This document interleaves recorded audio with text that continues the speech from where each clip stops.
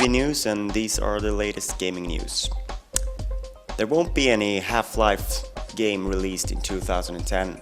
That's at least according to the Loose Talk column in Game Informer, where it's claimed that there will not be any new Half-Life release this year. We've been waiting quite a while since the Orange Box, and we really long for Episode 3, but the column also puts a little bit into doubt whether we'll see Episode 3 or whether it might be Half-Life 3 that's the next release in the Half-Life series.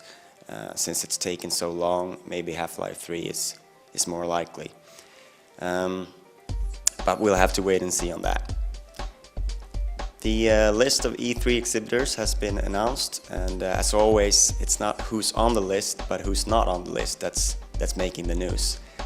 This year, TakeTwo wasn't on the list, but the publisher claims that they will be at the LA Convention Center this summer for the event that runs through June 15th through 17th.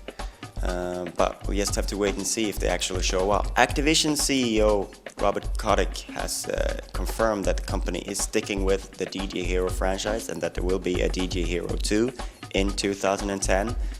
The first game, while being actually named the highest selling new franchise, new property in 2010 in the US, it still didn't sell as much as expected in a sort of turbulent time for the music genre where sales have plummeted during the last year. But it's nice to see Activision sticking to the guns, and the game was really good, and we are excited to see what's next for the DJ Hero franchise. Sega have made their fans happy, well, the Sonic fans, most of them anyway, because in the new Project Needle Mouse, the 2D comeback in HD for Sonic the Hedgehog, he won't have any of his shitty friends along with him. Sega had a sort of a contest that they ran last week where they crossed off names of possible sidekicks for Sonic in this adventure, and on the final day they just crossed all of the remaining ones out and left only Sonic. So Sonic will be on his own, and it's about time out. You might be wondering why GRTV News is broadcasted from Stockholm this week. Usually it's from Copenhagen, but we're here to film stuff at the Paradox convention that runs this week, and they've made some announcement.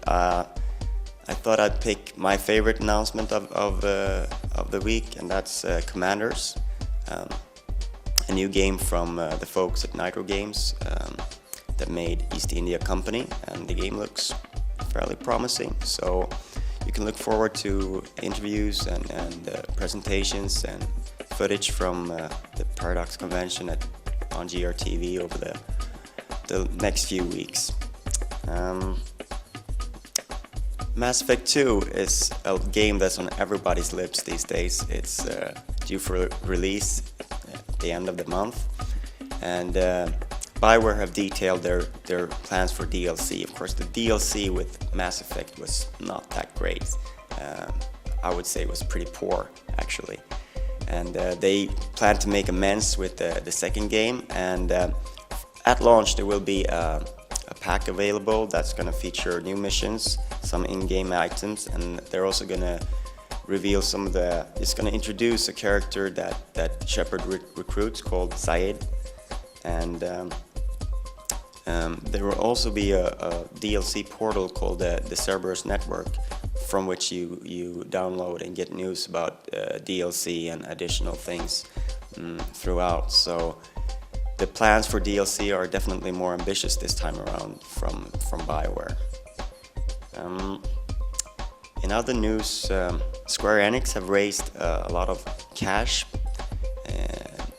to possibly make another takeover bid. There's no speculation as to what Square Enix are already in cash for, but last year they picked up Eidos, and they've been making quite a lot of money lately, so possible that they are looking to further increase their Western presence. There are a few companies that aren't doing too great, so maybe they're looking to pick one of those up. Finally, some great news for Crackdown lovers. out there. Crackdown 2 will have a playable demo released before the game comes out. That's according to producer James Cope in an interview with IGN, I believe it was. So that's good news, and that's a great way to end this week's GRTV news.